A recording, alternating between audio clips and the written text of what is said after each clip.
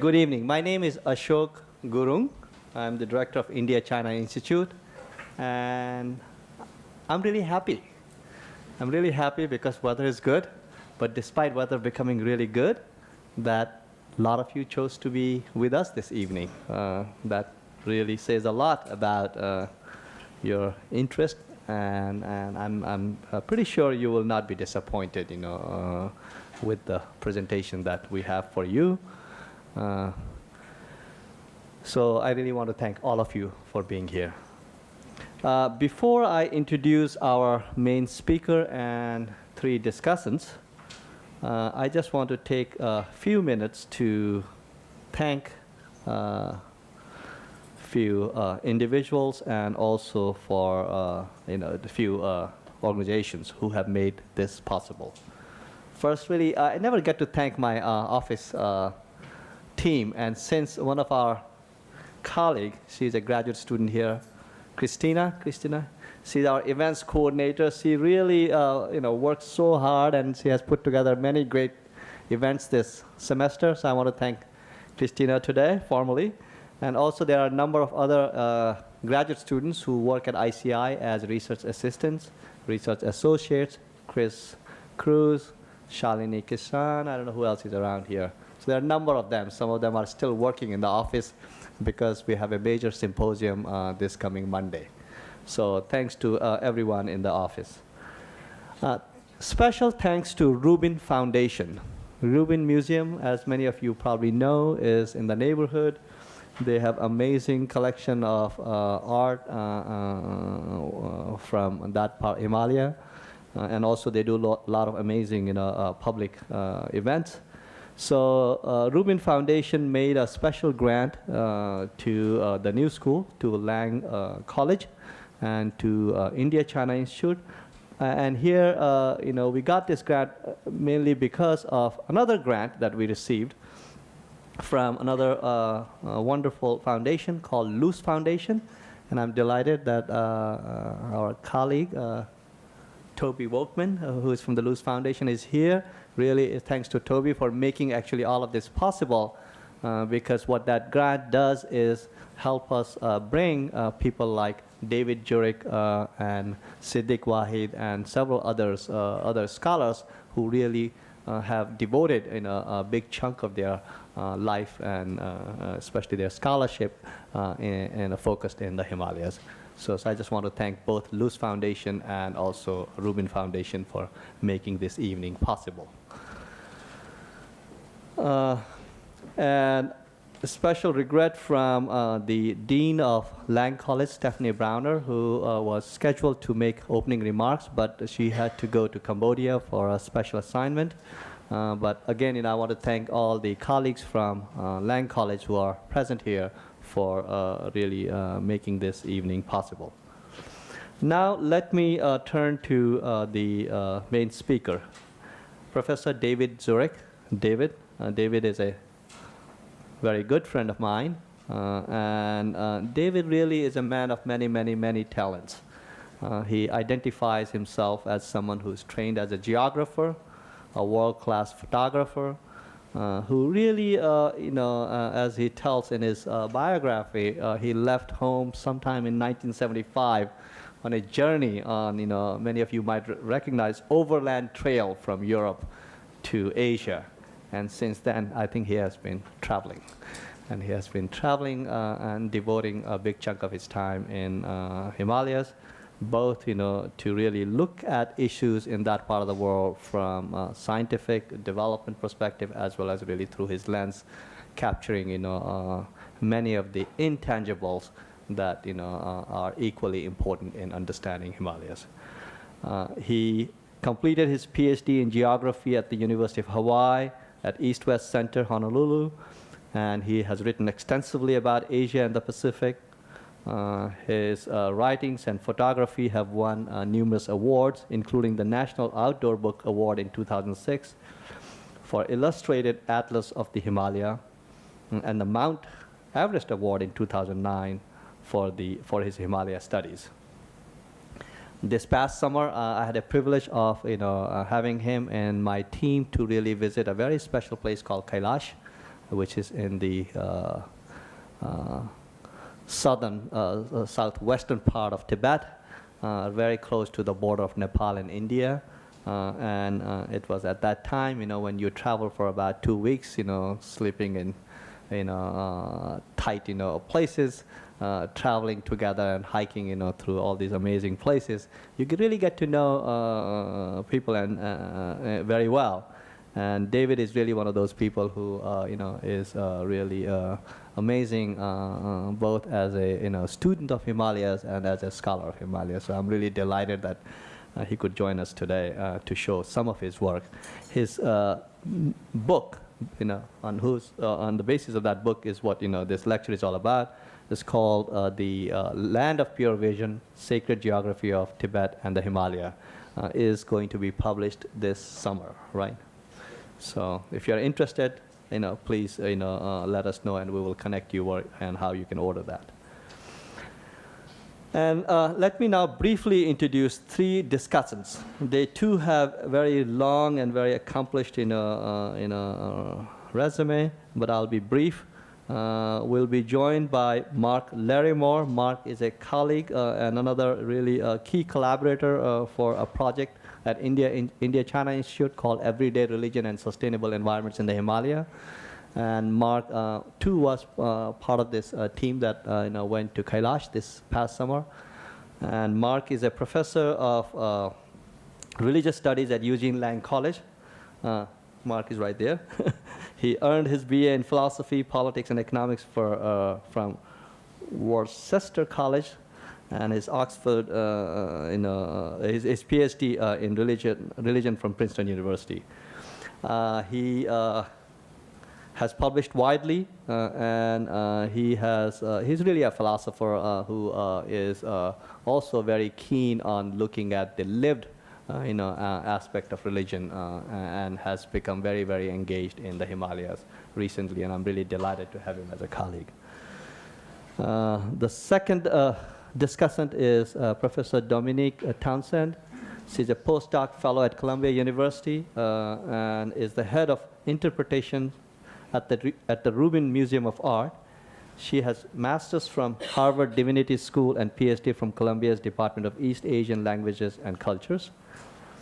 Her research focuses on intersections of Tibetan Buddhism and broader culture with focus on high culture, education, and aesthetics. So I'm really delighted that Dominique is also able to join us and partly represent the Rubin Foundation Rubin Museum. Thank you. And our third panelist is Professor Siddiq Wahid. He was recently Vice Chancellor of Islamic University of Science and Technology in Jammu and Kashmir. He is someone that I've recently gotten to know him, but I've been hearing a lot about him from many of my mutual friends, a person of many, many talents, historian by training. He got his PhD from Harvard University, but really someone who combines scholarship in ways that really connects to both policy questions as well as people looking at issues in our part of the world, that is Himalaya, from multiple different perspectives. He has served in corporate sector. He, as I said, he was part of the higher education sector in India. And recently, I understand that he's deeply involved in basically both, convening and helping to move, conversations around conflict in Jammu Kashmir, towards, much more positive direction than it has been. A very tough task indeed. And in his own family history is very interesting. He really, we were laughing earlier, where is he from and where am I from? It gets very complicated. Very well connected to Lhasa, western part of Tibetan areas, and the whole trading, circuit that people associate, when you think about Himalayas. So I'm really delighted. Siddiq is also here. So the basic format of today's talk is we will now request David to take about 40 minutes or so, 45 minutes to share his work. And then we will invite discussants to come to the table and then share their thoughts, and have David respond to their thoughts, and then at some point, hopefully, we'll have enough time to have all of you also to share your thoughts and ask questions. Thank you again.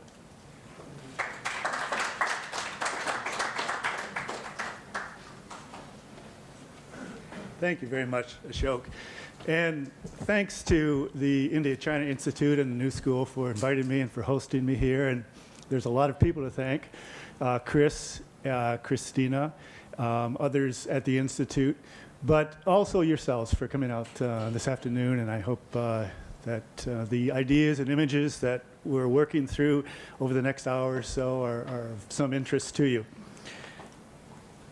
As Ashok mentioned, my background is as a geographer, a professionally trained geographer, and a self-taught photographer.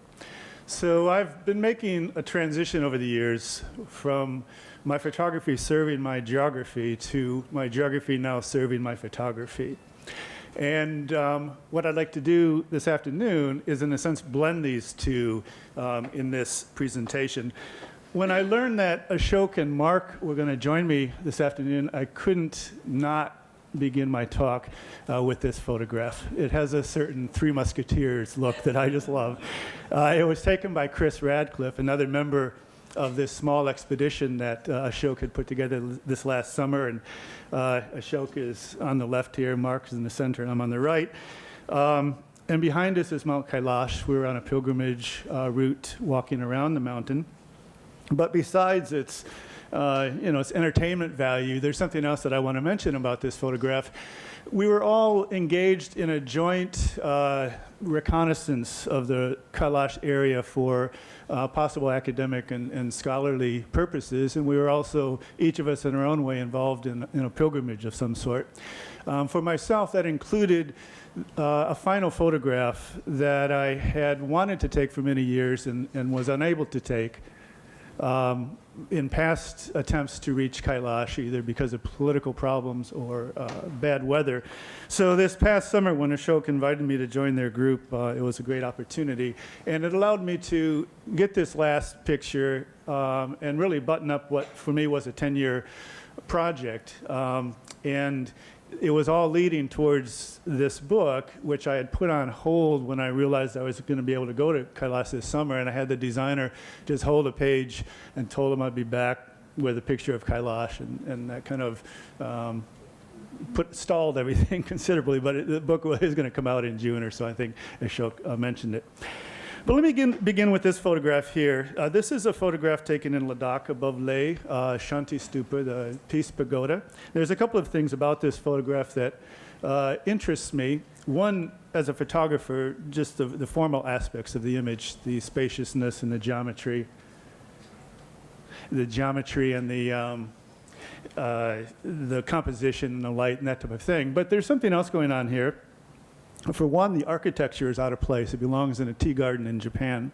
It was one of many peace pagodas that have been built around the world by a group of people operating out of a monastery in Japan. So architecturally, the geography is wrong. But also, and more interesting for me, it overlooks a couple of things. It overlooks an Indian Army barracks, and it overlooks a contested geography. So there's a lot of geopolitical intrigue and tension that is viewed from this plaza of the Shanti Stupa. As a peace pagoda, I thought it was a great situation for this kind of an architectural structure.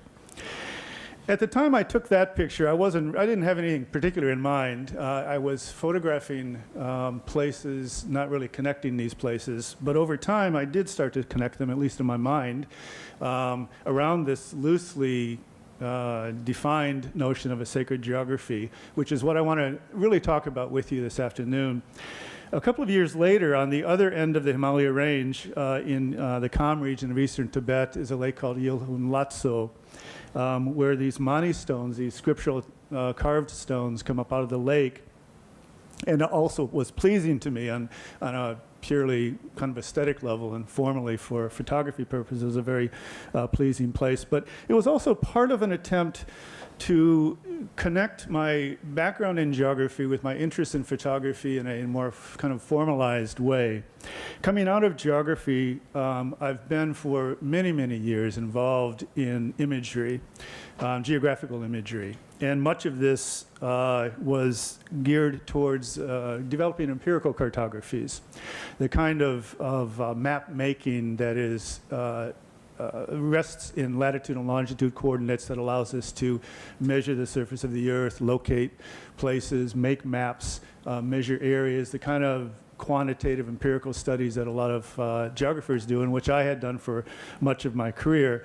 So the kind of map that you're looking at here is a map that we're all very accustomed to, and it is a map that's based on latitude, longitude coordinates, and it's something that's common to us, and we rely on these kinds of maps quite a bit. We can take this empirical information and work it through various softwares, really, computer-based softwares, and develop different ways of viewing that region. This, for example, is a digital elevation model of the Himalaya, which has about 20 layers of satellite imagery building then an image of the Himalaya, which is actually accurate in terms of spatial coordinates and relationships and everything, but obviously a very different view. And when we take an image like this, we're really creating this kind of pixelated world, and if you zoom in on this, we're really dealing with captured energy that we're organizing then by bits, pixels, picture elements that we call this.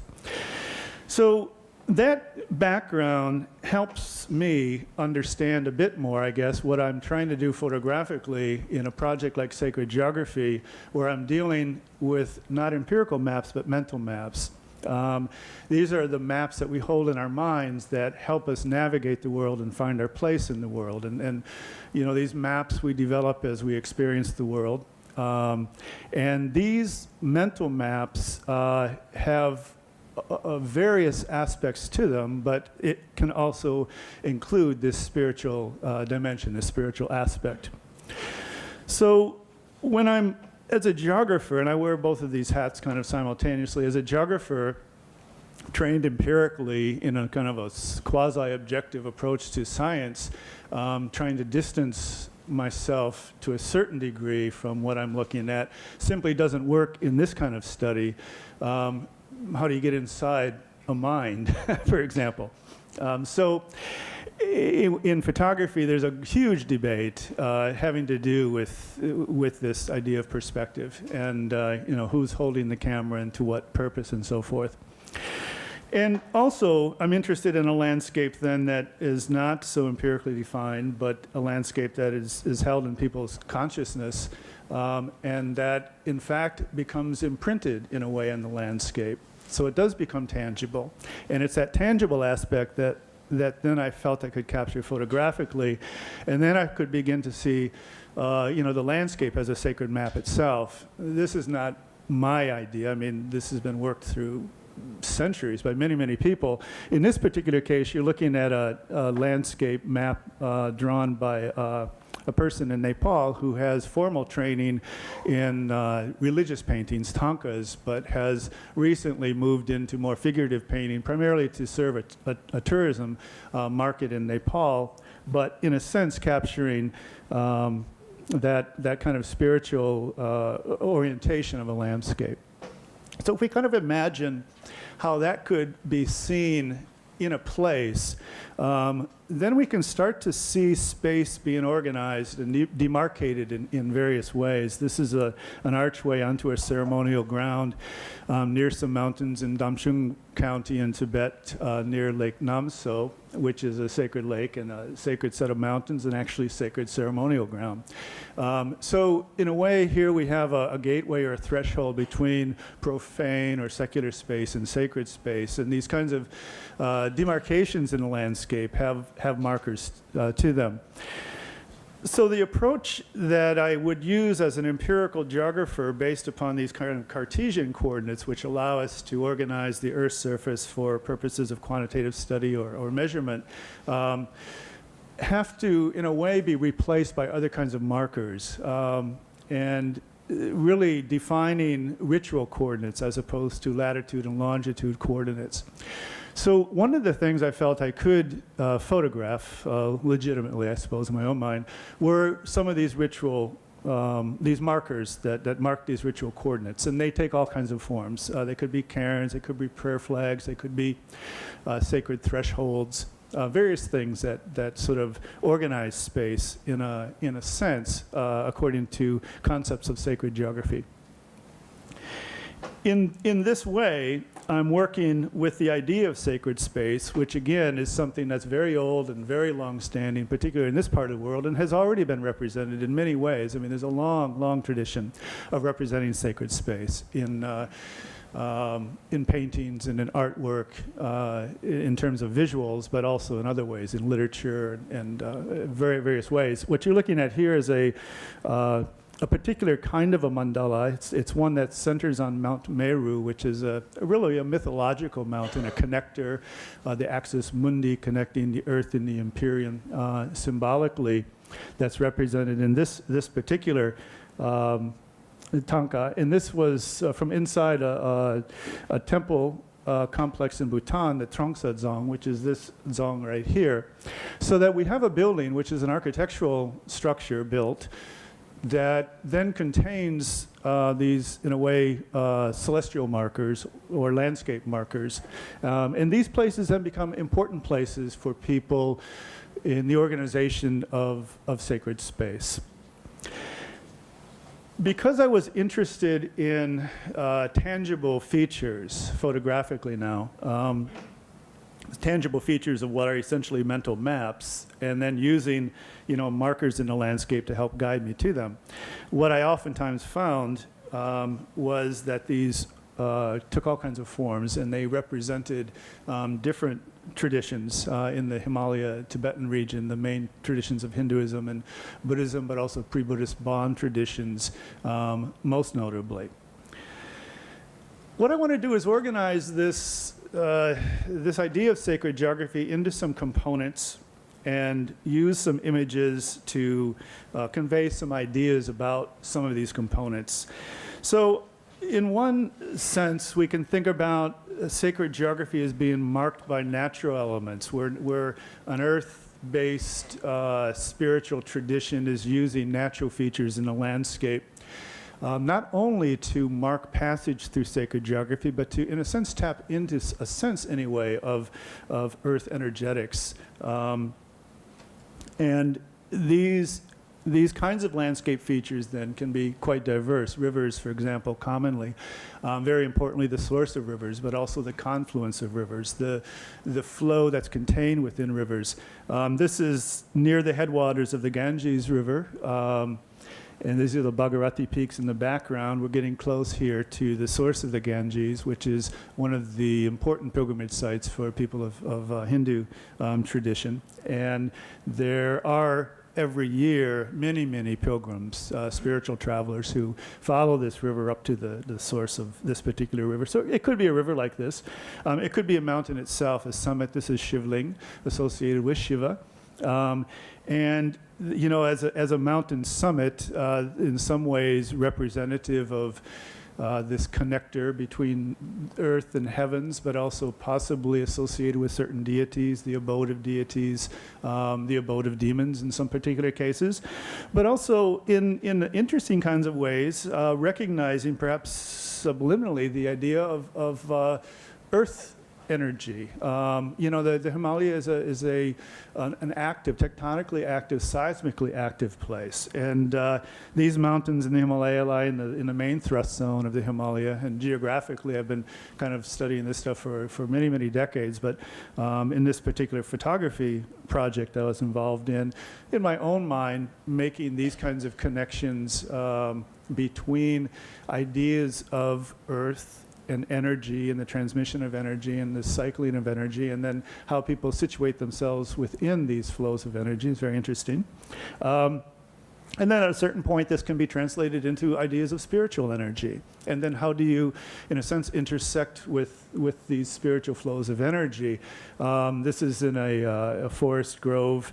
It's a deity statue of Kali, but it in a sense, is capturing that notion of tapping into this notion of a divine or a spiritual energy that may be specific to a place, because it's a place where people have practiced the faith for a long time and have therefore, in a sense, made it holy, sanctified it through religious practice. And it may be some recognition of an energy that's emanating from a particular spot.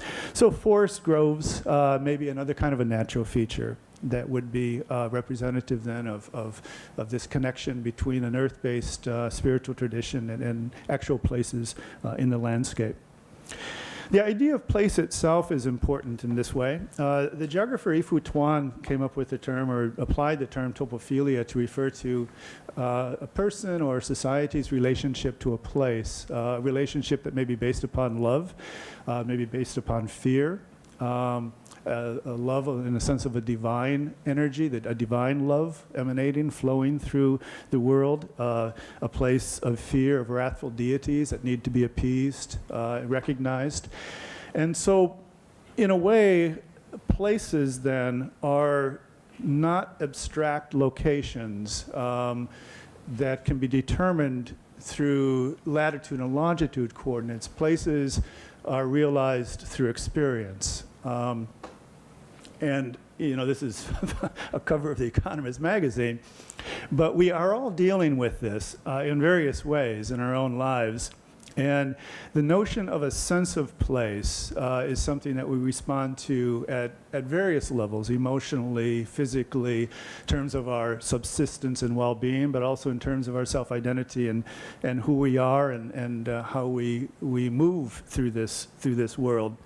So when we're in a landscape that has no seeming boundaries to it, but in fact, it really does. It has all sorts of places that are known places within the traditions of people who reside in this part of the world, and that allows then a certain sense of comfort in knowing one's place in this sacred world of geography and otherwise. In some of these places, people have put great effort into marking them through architectures of all sorts, through statuary.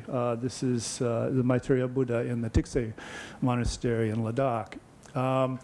And these markers then become very, very important. In fact, they become, in a way, magnets. And they can also become repositories for deep human meaning. This is in the Alchi complex in Ladakh, which has some of the most extraordinary, exquisite in situ artwork in the world within the chapels and the monasteries of Alchi. So we have here a tremendous investment of human energy and human emotion, human creativity in a place, which then by virtue of that, in a sense, empowers that place and has empowered that place for a very, very long time. This is an image from Drakyirpa, another one of these kinds of places. These are meditation caves, not too far from Lhasa, really.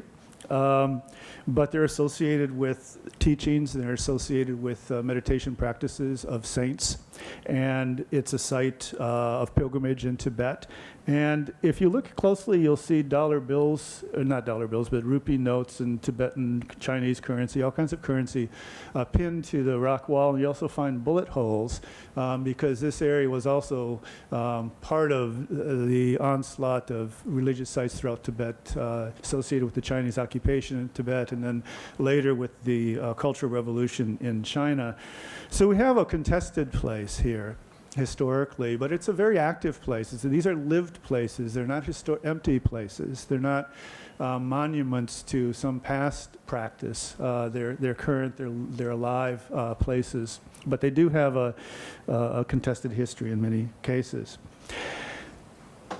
Places such as these become connected then in various networks. Networks, for example, that may involve pilgrimage, which is a physical movement of people from place to place. This man is en route to the Ganges headwaters, sadhus, pilgrims, very commonly throughout this region, traveling from place to place, sometimes with guidebooks in hand to spiritual places, sometimes acting on memory, oral tradition, asking questions along the way, that type of thing.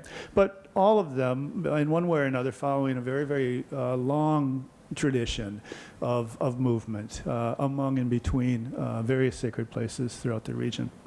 Now, in our experience, generally in the West here, and particularly in mine as a geographer, we have tremendous technologies that allow us to become very accurate in our calculation of space and our ability to quantify space and really move through space. I mean, we have now technologies that we're all very familiar with that we do this, so that in a sense, we are probably, this generation, are probably some of the most high-end technology users of space of any generation before us, but we may not understand it that well, but we certainly have devices that allow us to move through it, and in some cases, they get in the way. Every once in a while, we hear of that person who drives their car into a lake because their GPS unit said that there was a road there, even though in front of them they see there's a lake. And it's quite amazing, but it actually happens. So, these technological arrangements, on the one hand, can help us certainly move through space much more accurately, because they also can be very distracting.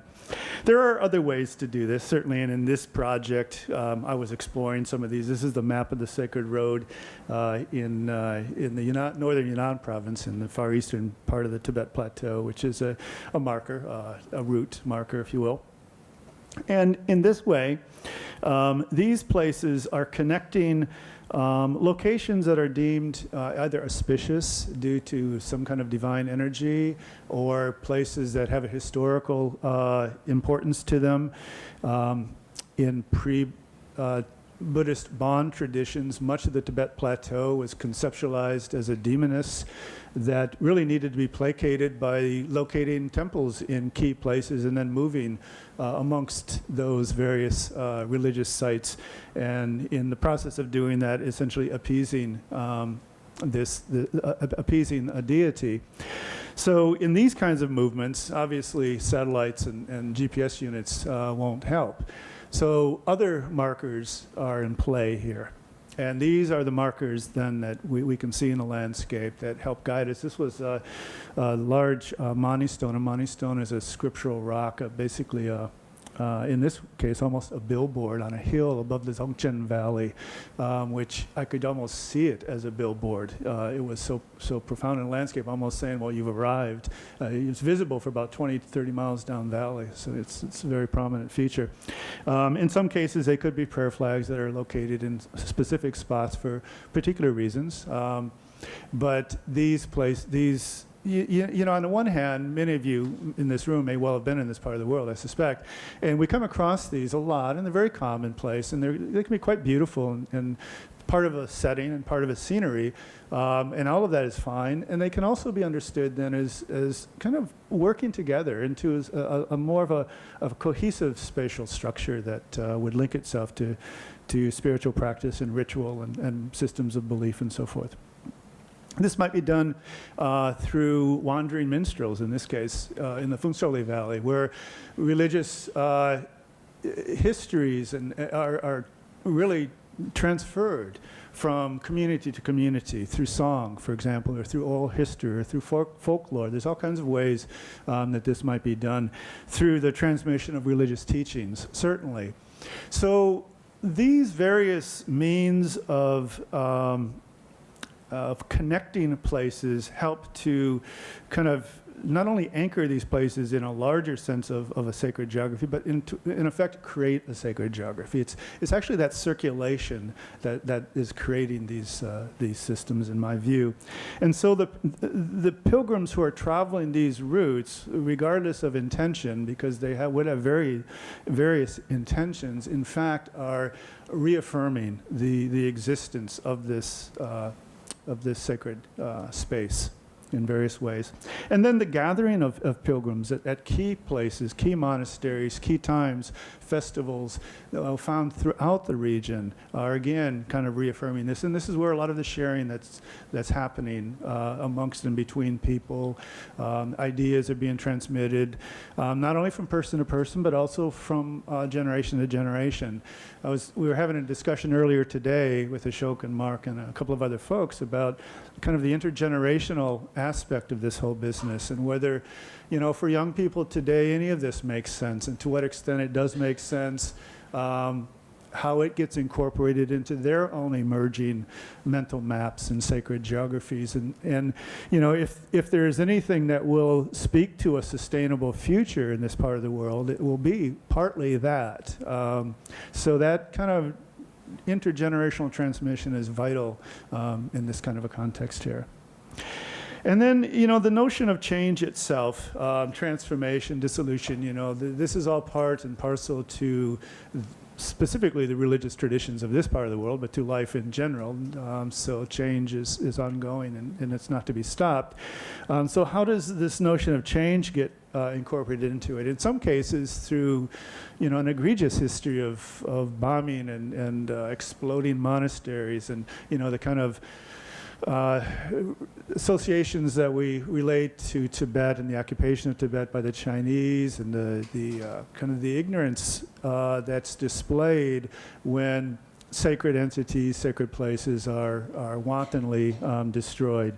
You go in Tibet and you wander on the landscape and you see ruins everywhere, and they look like they're hundreds and hundreds of years old, and most of them are 50 years old or 60 years old, 70 years old at max. So this can be a kind of an exaggerated extreme version. It also happens piece by piece.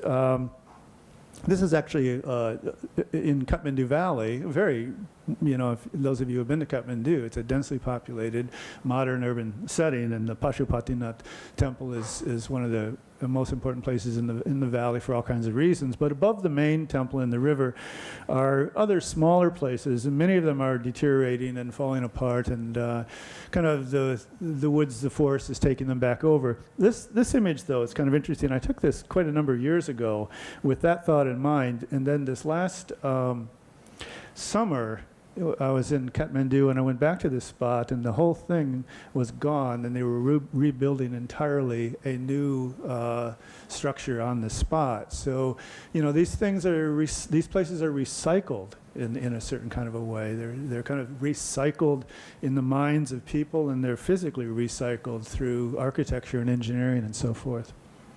This is a kind of a different way to think about this. We saw an image earlier about the source of or going up towards the source of the Ganges, the Bhagirathi River, and this is up at the source. What you're looking at here is the Gangotri Glacier, the snout of the glacier, and that ice cave, that darkened spot, up kind of midway up the slide on your left, is where one of the tributaries of the Ganges is gushing out from, and it's quite a spectacular spot. If you've ever been there, it draws a lot of people.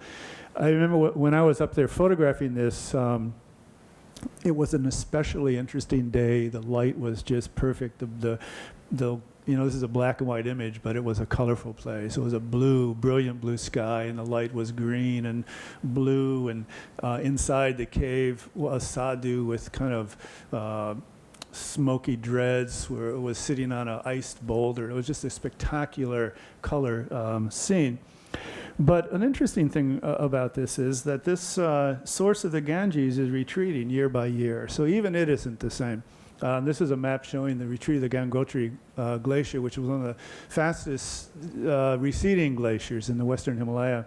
And the dates that you're looking at are the dates in the end terminal moraine, the end of the glacier, to its current position, and then back in time. And a temple that was built to represent this place, the Gangotri Temple, now is a couple of days' walk away from the actual glacier and the actual source itself. So it's basically been retreating uphill for quite some time, but it's picking up speed. It's moving backwards faster.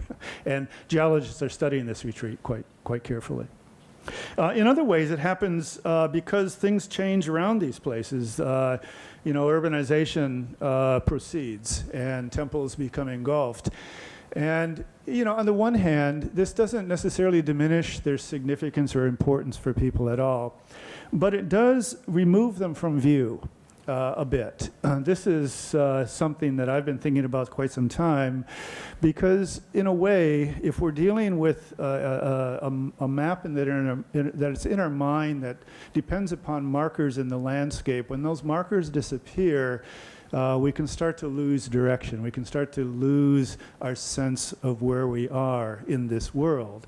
And so when these cultural markers change or disappear, there is the possibility of consequence in terms of the formation of these mental maps. And then the function and purpose of places may change, or there may be additional functions and purposes add on. There's an accretion that happens. This is a very important place in the Kathmandu Valley, a great stupa, Bodhana Stupa. And, if you look at, I should have actually put a photograph from 1962 that I have in a black and white photograph where it was the most prominent feature in the valley. And now it's hard to see it anymore unless you're on the third or fourth floor of the Hyatt Hotel. I think you have a great view. But on the other hand, it's still a magnet. I mean, it's an enormously populated, an incredibly important spot, so that it's not diminished at all in that way. But there are a lot of other ways that people also experience this particular site, apart from any kind of a necessarily spiritual experience of it. So in some ways of thinking, this notion of space that's engaged with, I guess, an idea of sacred geography, we also have to think about time, especially the intergenerational notion of sacred geography. And what you're looking at here are two images about the same age, same number. One is a group of young monks in Wawar Monastery in eastern Tibet, and the other are a group of kids at a monastery in Kathmandu. And these kids on the right are hip urban young kids in Kathmandu. But they come to this monastery in the morning and they circumambulate this small monastery and they have a cup of tea and then they get on their motorbikes and they go to work. So, and I was talking to these kids, and it's a very important part of their life. They're not monks. They're not devoting their entire life to religious study, but this is an important place for them. And obviously the people on the guys on the left from the Wara Monastery, they're investing much of their life in one of these monastery settings. This photograph is a mountain called Kawagebo, which is in the northern Yunnan province, part of really on the eastern edge of the Tibet Plateau, but it's a part of an area that the Chinese have designated as Shangri-La. And it's really an anchor of Shangri-La. And it's a beautiful mountain. It's one of the holy peaks of Tibet, and it's a place of circumambulation, of pilgrimage. So it's been an important place for a very, very long time. And in Shangri-La, it kind of assumes the role of Mount Karakul, which shows up in the book by James Hilton called Lost Horizon, and also a film by James Hilton called Lost Horizon. And in this book, James Hilton introduced the term Shangri-La. And the Chinese have used this idea of Shangri-La to develop this region for tourism purposes primarily, and have actually, in the initial conception of Shangri-La as a real place in China for tourism, had actually employed geographers to locate natural features that most closely coincided with features that appeared in James Hilton's book. And Mount Karakul was one of those places in the Yubeng Valley associated with Shangri-La Valley itself.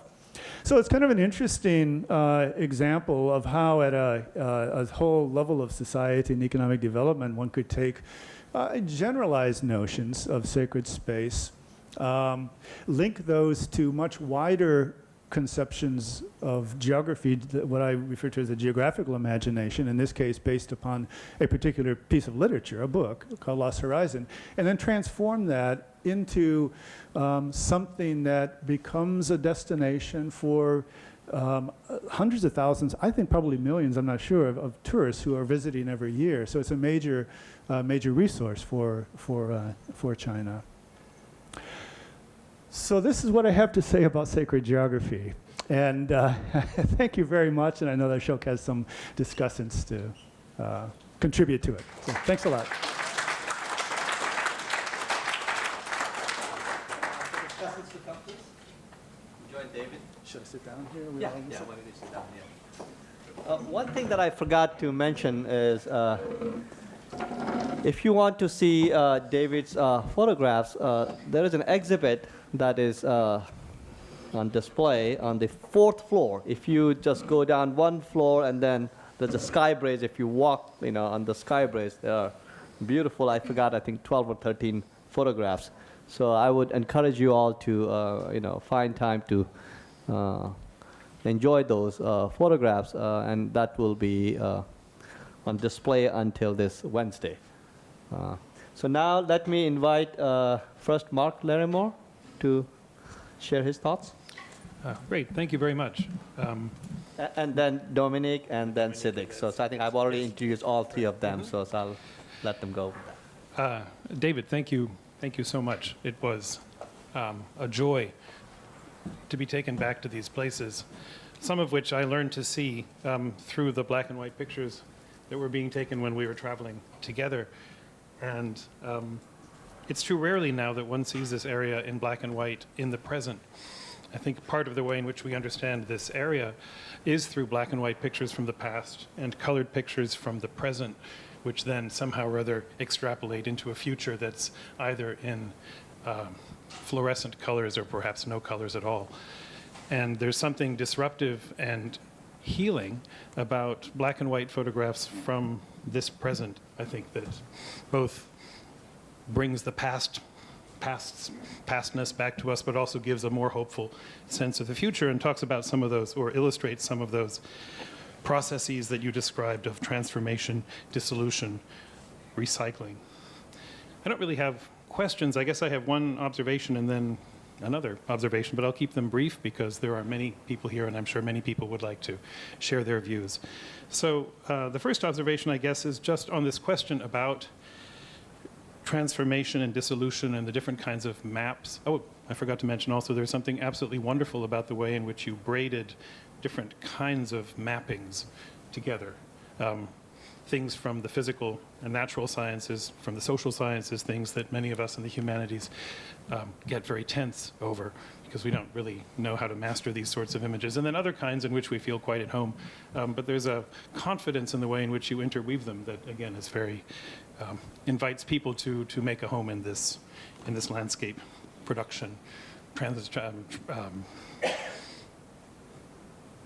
transfer, tradition. So I guess one observation would be that a number of these representations, a number of these mappings are at odds with each other. And it's not just that there is a contrast, there's a contrast between what we see now and what will have been there before, or perhaps between what people think they're seeing and what is no longer there. And we tend to mark that story through images of the devastation of a Tibetan cultural landscape, represented as somehow timeless by the very specific historical event of the Chinese invasion. And I wonder if that isn't a little bit too easy, if maybe landscapes are always contested, and these markers aren't just ways of reminding ourselves or projecting a shared sense of the world onto the world which we share with each other, but also ways of claiming landscapes away from another. And for those of you who are familiar with the representation of Tibet as the pinning down or the appeasing of a demoness, there's really no better representation of the way in which mapping is itself actually a contestatory political intervention. And part of what's interesting to me that I've learned from this project that the Luce Foundation and the India-China Institute and your work among others, David, have sort of opened up to me, is how the Himalaya manages somehow or other to accommodate a number of what might otherwise seem to be incompatible maps. And that's just an observation. The way in which you layered this sort of triggers this for me, but I think there's also a danger that we fall too quickly into the sense that there is a single shared, if deep and rich, world. The other observation, more from a sort of a theoretical perspective as a scholar of religion, going back to the very first thing you mentioned, how it is that in your career you've moved from having your photography serve your geography to now being at a point in which your geography is serving your photography. I found that both incredibly eloquent and I found it to resonate with some of the most incisive critiques within the study of religion, of ways of talking about religion that mystify something that really doesn't need to be mystified. And in particular, a critique that's been made for about 15 years now of the category of pure experience, which says that, well, the really heart of every experience is ineffable. It cannot be represented. Any representation in words, in images, in performances, any of those sorts of things will inevitably cheapen the experience. And that's something that's built into the rhetoric of a particular conception of religion, which lets religion then be this point you can use to sort of map things on top of other people's realities. And the form that this critique usually takes is that, well, all we have is what's visible. All we have is what's demonstrable, what's empirical. But if we looked at it, we would realize that everything we need is there. And I think if I wanted to make that point visually, I couldn't do better than to show people the slides that we just saw. So thank you very much.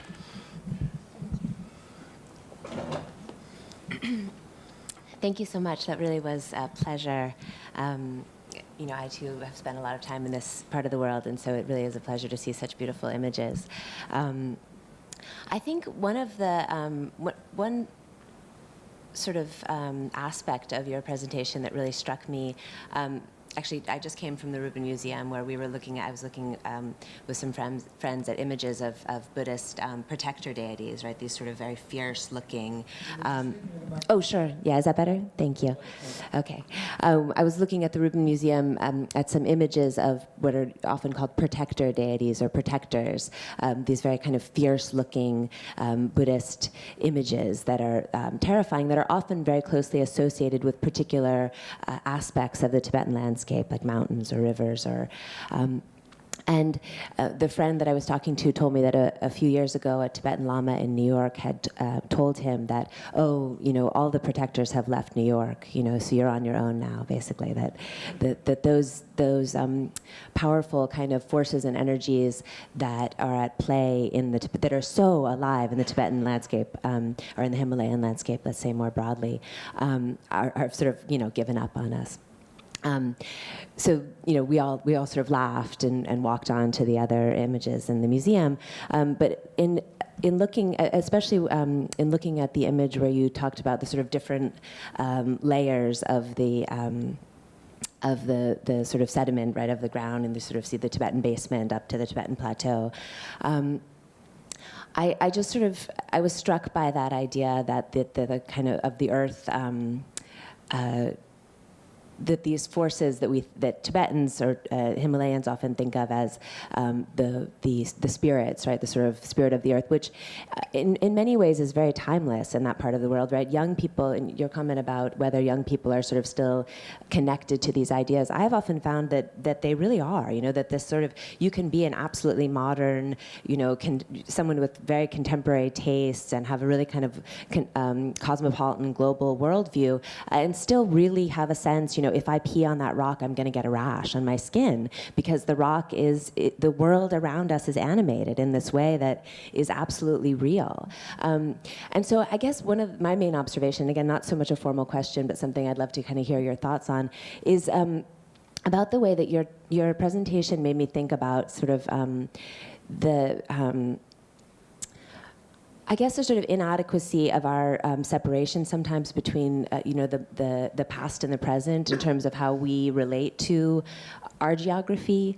You know, I should have said actually that the comment in the Rubin Museum came out of someone saying, there's a sinkhole in front of my house.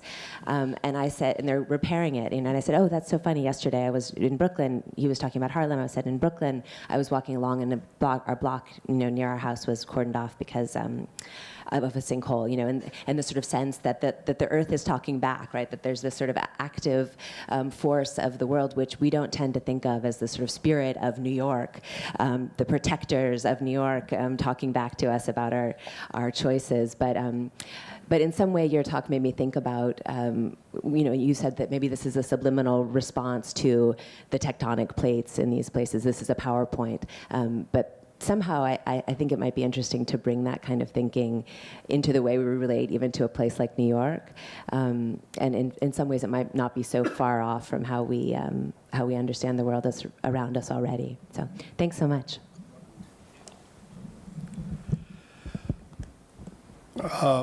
Thank you, David. And I really want to begin with your first photograph of Shanti Stupa. And being from Ladakh, I always felt there was something wrong whenever I looked at the Shanti Stupa, and it never struck me that it was actually the architecture. And the fact that a Japanese architecture was really out of place, in that. And so thank you for pointing that out. I don't know how many years I've gone back again and again to it. I also want to thank you because it brought back a memory, which was quite amazing. I grew up for the first few years of my life in Lhasa, as I was telling you a little bit earlier. And so the first time I went there as a conscious adult was many, many, many, many years later. And I remember going to Lhasa and then to the Holy of Holies of Tibetan Buddhism. And for the first time, I felt power, with a place. And felt an incredible urge to prostrate and fall down, which I didn't do. And it was the more remarkable because I'm a Muslim. And this was a Buddhist site. And so it explains a lot of things. And I think that we have, of course, lost our sense of nature. All religions, Islam included, talk about the importance of nature. And in fact, Islam refers to nature. Refers to nature as being the first book and the most important of books for learning. And we've lost touch, I think, and the kind of thing that you're doing, I think, bringing the scientific along with ruminations of the mind and meditations, I think are very important. And I hope it continues. Thank you. Thank you. Thank you all three of you. David, would you like to? Yeah, I'll just very quickly. I'll try to respond to all of them at once. I live in a little holler in Kentucky, and I've been there for about 27 years. And we farm, and we cut firewood, and we heat with a wood stove. And when I go to the Himalaya in Tibet, I'm a visitor. And this project was a great excuse to go to some very exquisite places.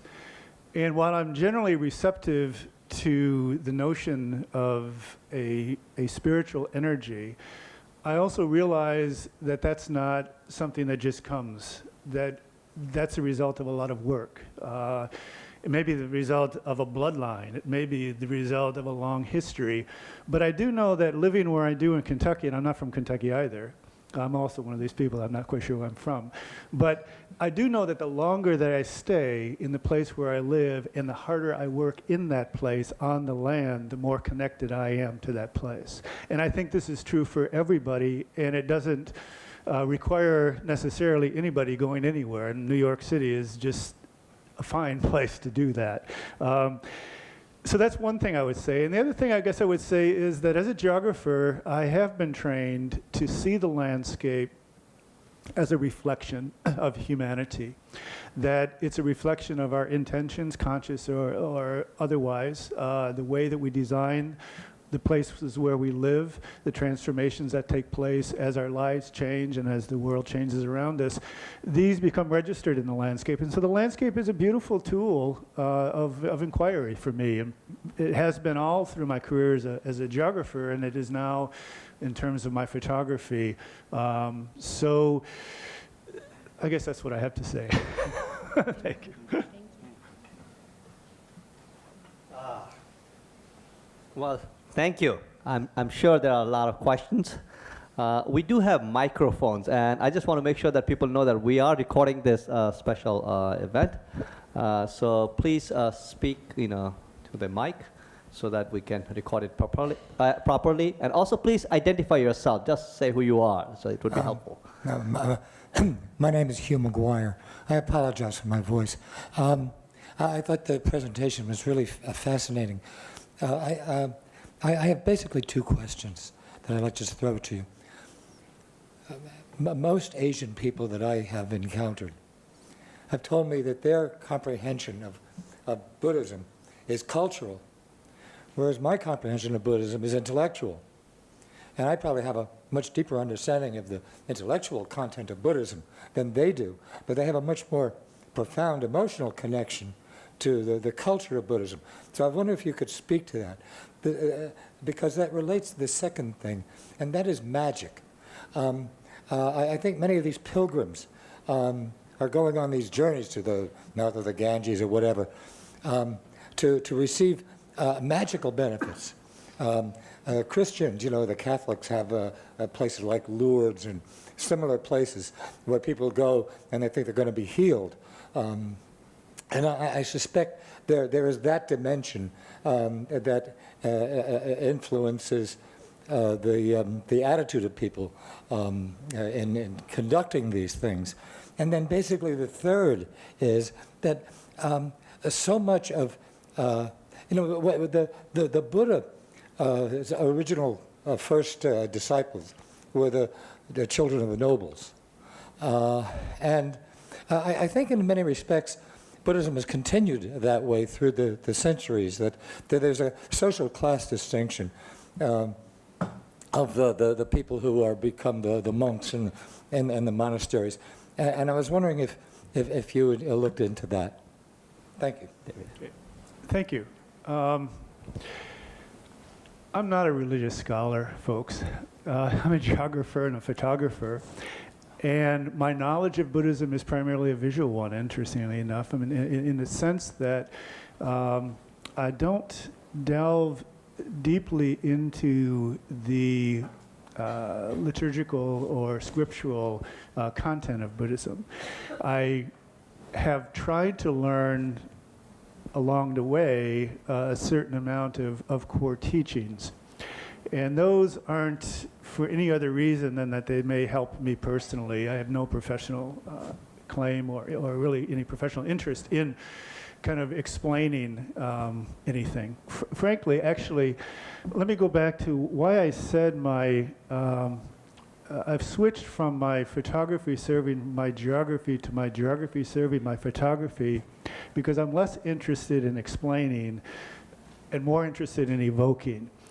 So that when I work visually, it's really just to give an image to someone, maybe a little bit of content or context to think about that image, but then to allow them to think about it in their own terms, according to their own knowledge. And all of us have very different knowledge bases about this subject. And so I suspect we're all reacting to them very differently. Some of them may be just reacting to it on a purely aesthetic level, and some of us may be, the kinds of inquiries that you have that are a little bit deeper, that have to do with some of the meaning coming out of the experience of Buddhism or the practice of Buddhism. But I really can't answer those questions in any meaningful way, I think, that would contribute or help clarify anything. I just want to kind of put out there as transparent as I can where I'm coming from. And it's not that I'm diminishing any of that, it's just that I'm not privy to it, and I'm not familiar with it enough to even speak on it, which, one could look at me as a bit of a fraud for taking on a topic like this. But on the other hand, I really don't have any particular claim to doing what I'm doing beyond what I'm simply laying out there and giving it to people to do what they want as far as the imagery. So if the images have kind of sparked a couple of questions in your mind, I suspect you're going to think about those questions much more than I am. But thank you very much for raising them, and there's probably other people in the room who could help out a lot more. Okay, before we go, I think, would you like to comment, any one of you, on the question regarding, the intellectual and the experiential? It's an important question, so please, yeah. Sure. If I just to make sure I understood you, you were saying that in conversation with people who are sort of from Buddhist cultures, that their take is that your view as a kind of, say, a Western someone who's curious about Buddhism. I'm sorry, I don't know your background, but if you're studying Buddhism, that it's more of an intellectual. I mean, to me, I guess. Their experience is cultural. Oh, right. Yes. Yeah. They make that distinction. I mean, many have made that distinction, so I can Sure. assume it means something. Sure. What does it mean? Well, I mean, I think that it partly, I mean, certainly in the Tibetan context, let's say, Buddhism is pervasive through, social, more, how to conduct yourself in a conversation, what hand you use to hand someone something, what kind of gestures are considered polite and not polite, that there's all kinds of ways of speaking, that it's really pervasive, right? So that in that sense, it's cultural. But it sounds like you're saying something kind of deeper than that in terms of the kind of emotional element, or it's a kind of more integrated. Suspicion as to what it means is that it has less to do with the intellectual principles of Buddhism or Hinduism or what have you, or Islam. Sure. And much more to do with the magical dimension. Oh, I see. Okay, yeah, thanks. Wonderful. By going to the mouth of the Ganges, you're Good, going to achieve something. Okay. I see. Okay, yeah, wonderful. So it does correct, as you said, it connects directly to your second question. Actually, my sort of first response to your second question is actually it's much more than magic. There is magic in pilgrimage in the Himalayan world, but there's also trade. People do sell and buy things along the way. They have other families outside of their hometown. They on pilgrimage routes, they study, they bring objects of interest from other cultures, and it's entertainment, right? I mean, pilgrimage is also has a very profound and expansive social function and magic is also there, but it's one of the elements in this, I think, very, very rich kind of broad social experience of pilgrimage that also incorporates learning about history and having an identity that's connected both to the geography and to the historical context of the place. Remembering your ancestors' passage through those similar kind of locations. So I think magic is also there, definitely. But to me, that's one element in this otherwise very complex and rich kind of phenomenon of pilgrimage, right? And then in terms of whether it's intellectual or kind of something more emotional or experiential, I think you might say the same thing about every religion, right? That most people who practice religion are not scholars of that religion. They may have some interest in the philosophy. They might not. And I'm not about to say they're not a good, Catholic or Buddhist because they're not studying the philosophy. So I think that might be partly what they're saying. A kind of modesty of saying, I don't start asking me about philosophy because that's not what I do. Might be part of it as well. Thank you. Siddiq, you want to just, and then I'll Yeah, come to you. the question made a story, a Tibetan parable, spring to mind, and that was that a man once set off for pilgrimage to India because that's where all the holy spots of Buddhism are, and en route he was told by his mother that he should bring back a relic of some sort. So the man went and had a grand time in India, went to all the Buddhist spots. And then on the way back, coming across the mountains, he suddenly remembered that he was supposed to bring home a relic, and he hadn't brought it. So he picked up a dog's tooth that he saw and took it back home to the village and said, "This is the tooth of the Buddha."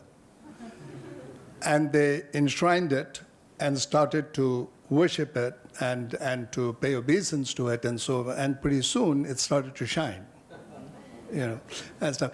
So therefore, just to answer the question of the material versus the intellectual, the theoretical versus the academic, versus the practice itself, is that the magic is in the confluence of practice and theory.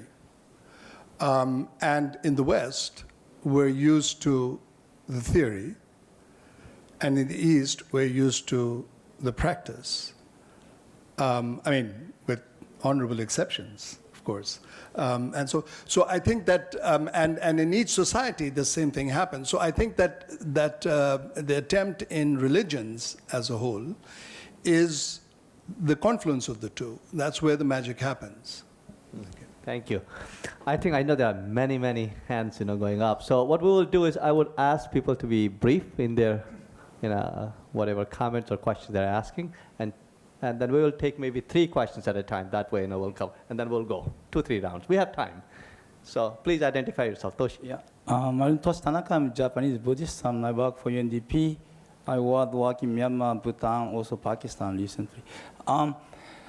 There is a kind of two spirituality. In fact, a human being not necessarily for having natural spirituality. There are a lot of natural power, we believe, that come from mountain, big mountain, old trees, and maybe animals. So they have its own power. So you have natural spirituality and the human spirituality. And then why Buddhism, in this case, is found those locations because they love isolations, all right? They vanish from the human world, then go into spiritual world where no one comes, where their spirituality can deepen itself, and then where they can identify a more, maybe closer to where they want to be, like nirvana. So in a way, I think you are seeing the mixtures of natural spirituality and human spirituality where I think Buddhists want to symbolize over there. So whatever they create there, it kind of create, create a kind of synergy between the nature and what their architectures are. That's why I think it's mutually enhancing. I don't have much question, but I feel very sad in Pakistan, for example, Gandhara and all those places are becoming ruins. Then become only natural spirituality, even that kind of being lost, and human spirituality lost. And then, kind of sacred geography is being affected by also disturbance of religion, disturbance of human spirituality, conflict in a way. So that's kind of things I just want to present as a kind of issues if you want to look at. Thank you.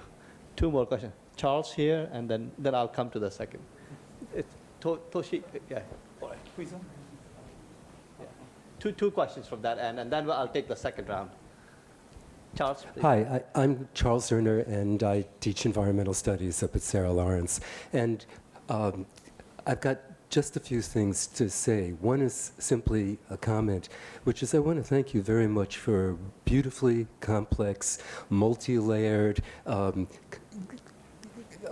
contradictory presentation that brings in, it's like listening to tectonic plates slide under each other. If you don't mind the geomorphological, geophysical metaphor, you've really, you haven't woven you've described some other kind of physical process. It was great.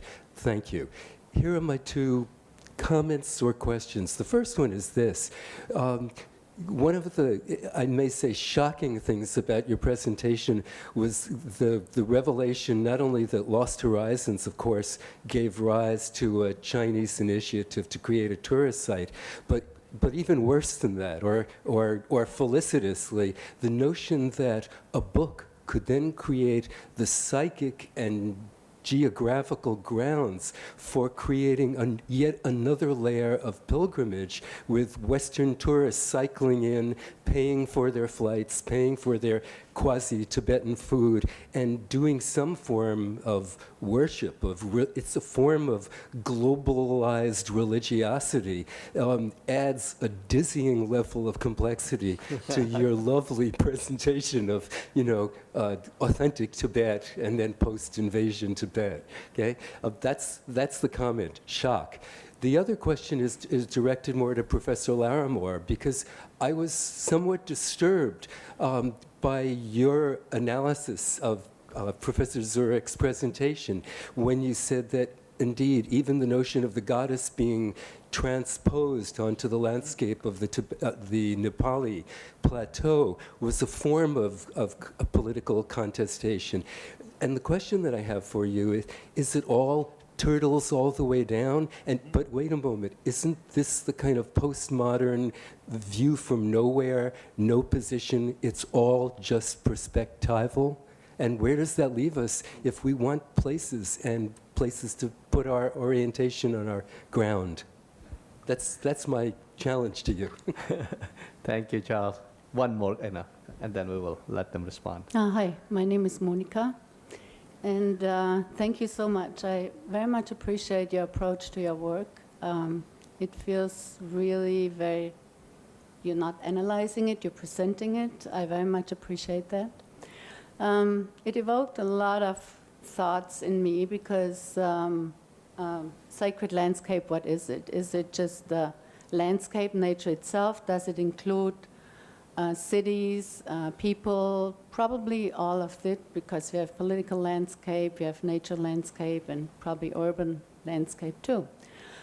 I myself grew up in a tiny village of 200 people, and where my family has lived there probably for 500 or 1,000 years, and on a farm. And so every hill, every field had its name, had its meaning. There were all these different spirits. And then I lived in places like Tokyo, Mumbai, New Delhi, Ireland, New York, different places. And I traveled.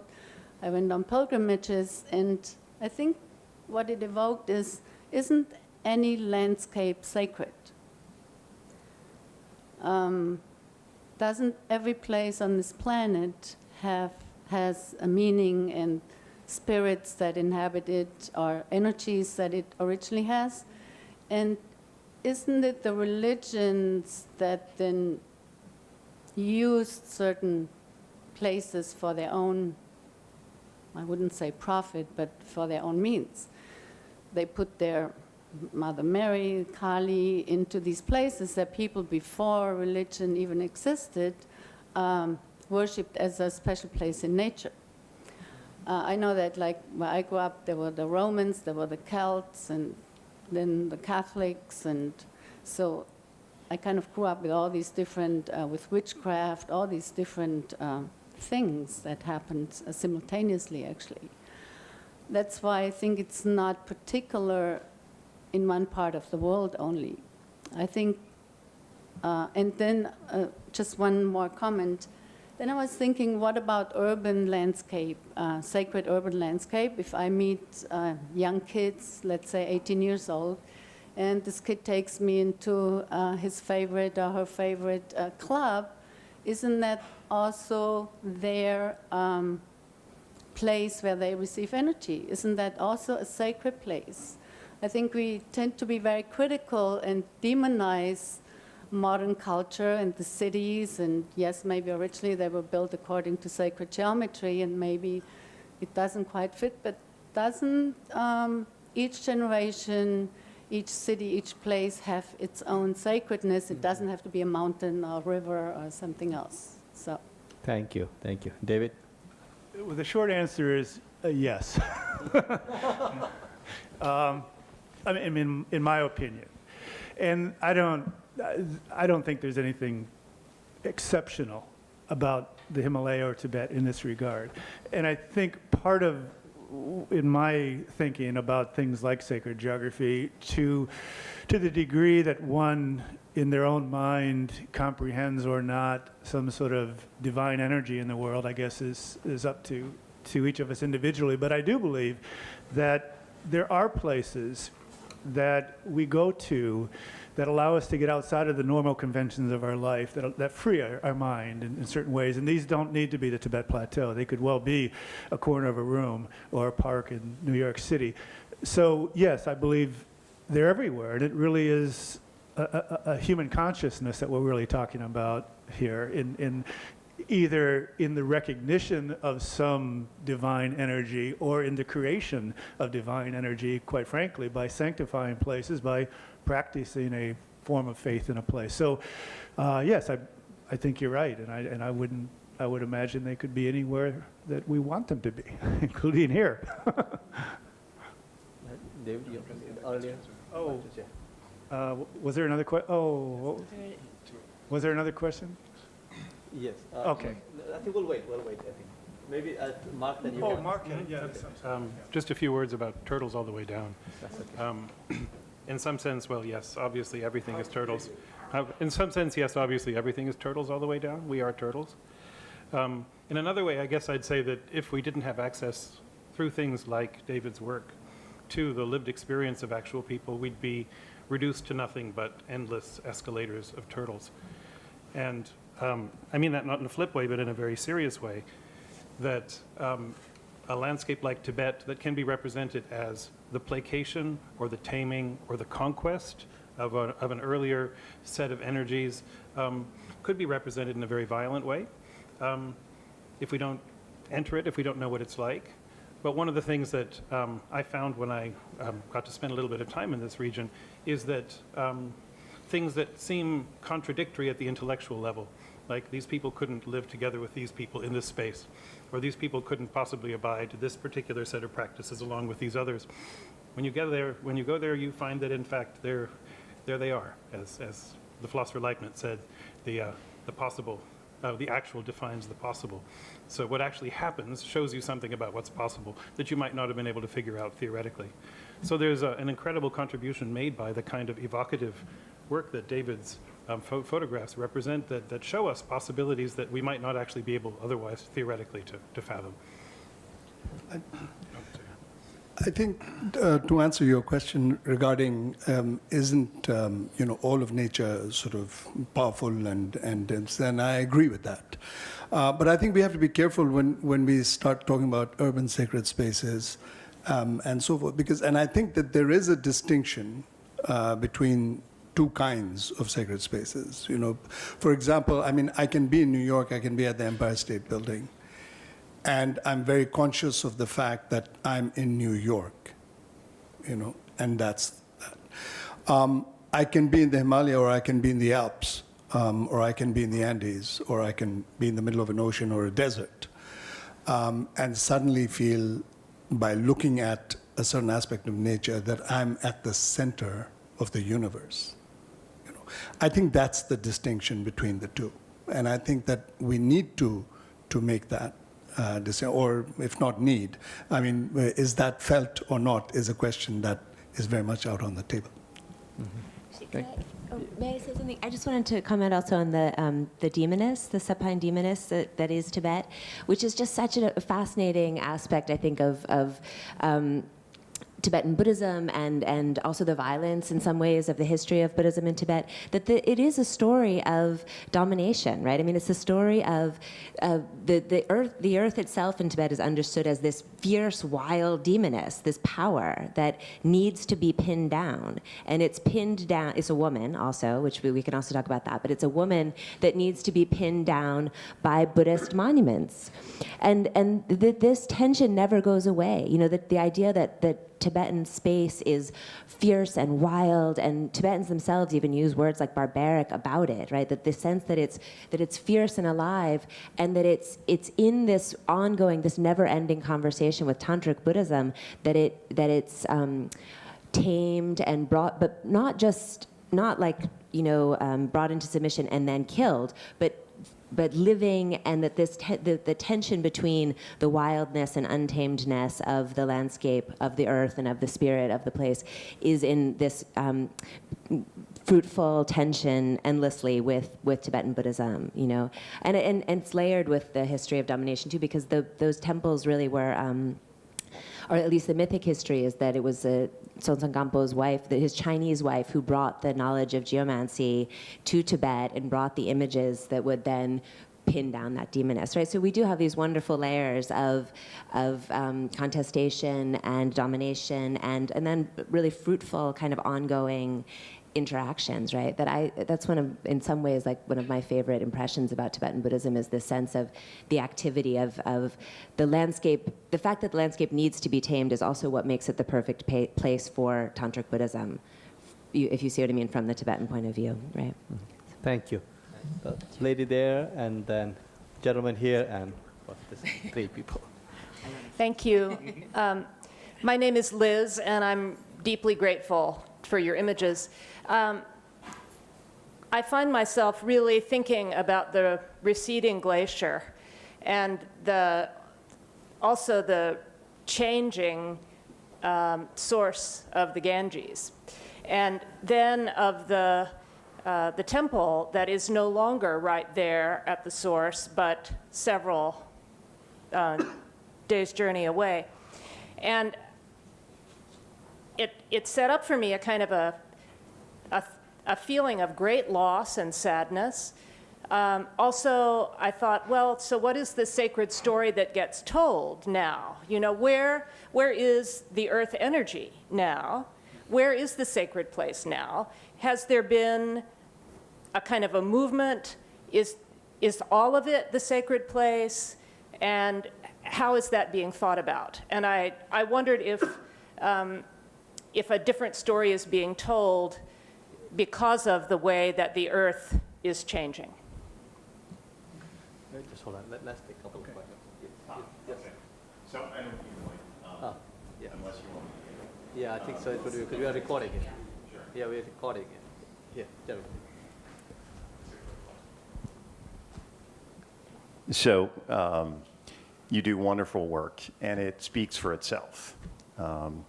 And my question really is about the fact that you clearly went into this exercise, as you've clarified, without sort of trying to put too much of an intellectual lens on it, and you've succeeded. But as you were doing it, were there local people that felt that perhaps you weren't? And how did you reassure them that you, in fact, were there to celebrate this and not to deconstruct it? And in doing that, did you at times, or were you at times tempted to show them your work as demonstration of the fact that you appreciated the... Thank you. Okay, I think we'll do one more round, so I will come to you in the next Okay. round. Just two questions, yeah, please. Just wait for the next round. Yeah. David, please. Okay, these are two great questions. I can answer them at the same time. And I'll answer it this way. The backstory with the Gangotri Glacier and the Gangotri Temple is this. The high priest of the Gangotri Temple joined me on the walk up to the source, and he was very interested in photography.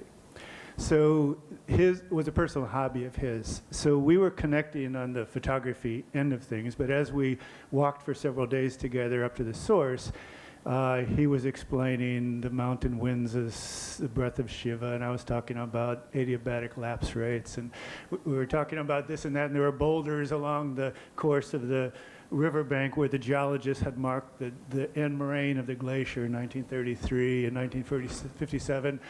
So he was asking me about this, and then I was talking about climate change and recession of glaciers throughout the Himalaya. And then I asked him, what does this mean for Hinduism if the Gangotri Glacier disappears? And he just looked at me and shrugged his shoulders, and this is the age, of Kali. what can one expect? And it was an interesting response. We really didn't even pursue it beyond then. It was just this notion of change and transformation and dissolution, which is a very accepting way of looking at the world. So, the questions that we might have about what does this mean for Hinduism really didn't seem to be a pressing concern. So the first question specifically, that was kind of the background to that particular situation. But in terms of connecting with people and what they thought about it, it was an example of one interaction among many, many, where I was kind of working through my work photographically, and then also, because it's tied to geography, my geographical studies, and exploring their place, me as a visitor and them as a resident, and being very clear about that. I was a student in their place, and I was kind of learning about it. And I photograph with a large format camera, so there's no hit and run photography involved here. You're immediately the center of attention. And in fact, when you photograph with a large format camera, everything revolves around you. So it's not like you're hiding, And so what I thought initially is that this was going to create a barrier between myself and whatever it is I was interested in taking an image of. But in fact, it was quite the opposite, that it's an engaging process. That once you engage with, if it's an individual, for example, with a landscape that no people, makes no difference. But when there's people involved, particularly if it's a portraiture kind of a thing, then once they come to an understanding of what it is that you're seeing, and this is a beautiful process, by the way, and it's the most rewarding process, in fact, that then you're colleagues in this endeavor. And then you may get a good image. Without that, you're not going to get it. It's not going to happen anyway, and you might as well just pack it up and go home because it really isn't going to happen. So that's, yeah. Yes, sir. Hi, my name is Robin Allen. I'm a visiting student here. And well, first I'll preface by just telling you a little bit about myself. I used to work at an investment bank, and before that, I had been a Vaishnava, which is a devotee of Vishnu. And one thing that I really thought about a lot, just listening to everyone talking, is how, like someone was saying before, every culture is inextricably rooted to its geography, topography, or some people would say geomancy. And, that there's been this focus, like on how holy certain spots are. Like, for instance, the Himalayas is, said to be the result of this crashing of one continent into another, hence the term subcontinent. But I think a lot of people forget that, like someone was saying before about the holiness of even a place like New York. New York lies on a fault line, so what does that mean? Is there something special about this place? But kind of going forward on that whole idea of sacred places, one thing that really struck me about being in and visiting India was the kind of mindset toward arriving at a place. You'll notice that when you go to Vrindavan or Tibet, there are no helipads. You just can't arrive there, It's a lot about, taking one of those motorcycle taxi cabs and then getting to the place where, where you're going to get on the back of a mule or a yak, and then you're going to walk for a very long time. And I met someone, I was recently doing a thing down in Atlanta, a business thing, and I met someone named Nasi, and I looked up the name, and it said to separate. And then, and this name, it means priest, but it means to separate. And then I was looking up the meaning of the word sacred, or to sanctify, and that means to separate as well.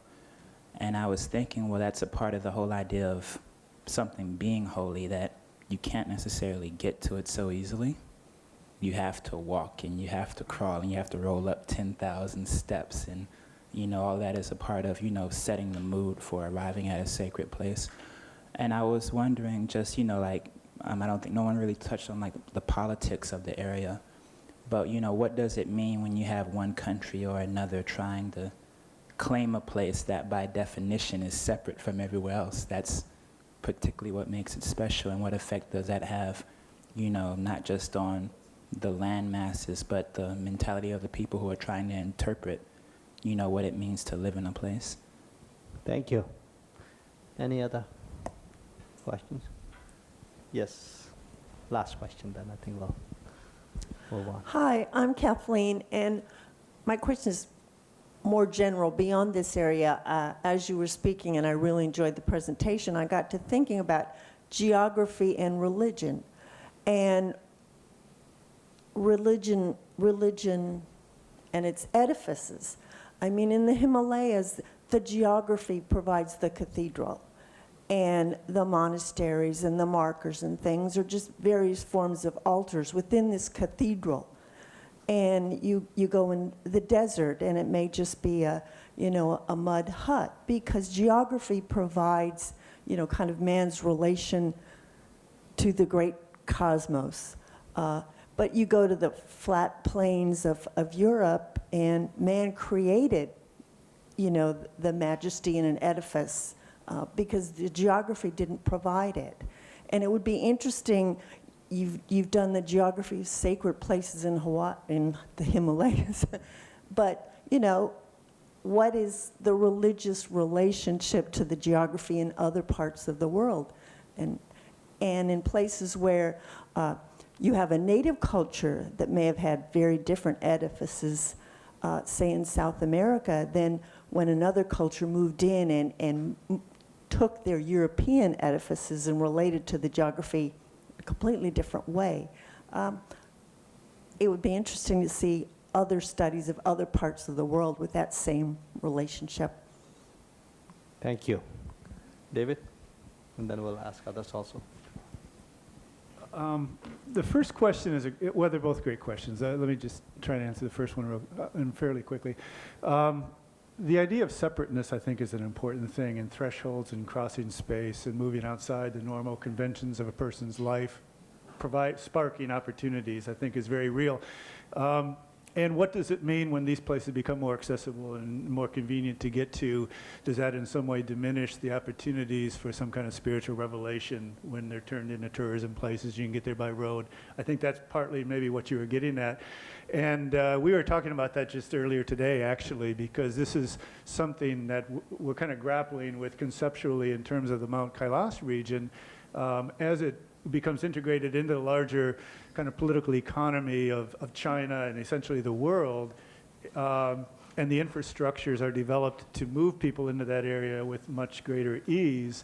On the one hand, it makes it possible for more people to visit, but does that visit result in a similar kind of response because it is so easy? This is a great question. I don't have any particular answer. I just want to say that it's a great question. And I think it's a very real question and a very important question. And whether, you know, with native peoples and indigenous peoples and sacred places elsewhere in the world, it's everywhere. And it's interesting for me as a Caucasian person living in North America, coming out of a Christian background, where Christianity is a religion that essentially was introduced to this place by people who are not of this place. So what is the connection between our religious system in an institutional way and the place where we live, other than if we personally make it one? I don't know that there is one, frankly.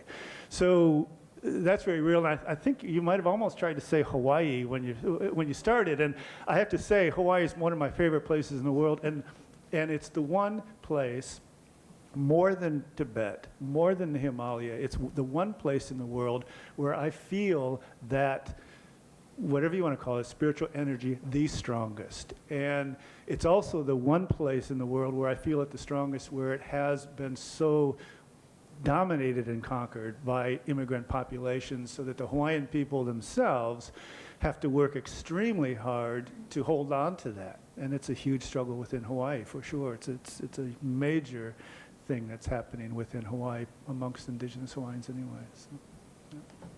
Thank you. Would you like to make any last minute comments? No, thank you. Well, I just want to thank David for a truly beautiful, profound, and thought-provoking, really, presentation. So, and thank you also to all the discussants for really adding to the conversation, and thank you all for raising questions.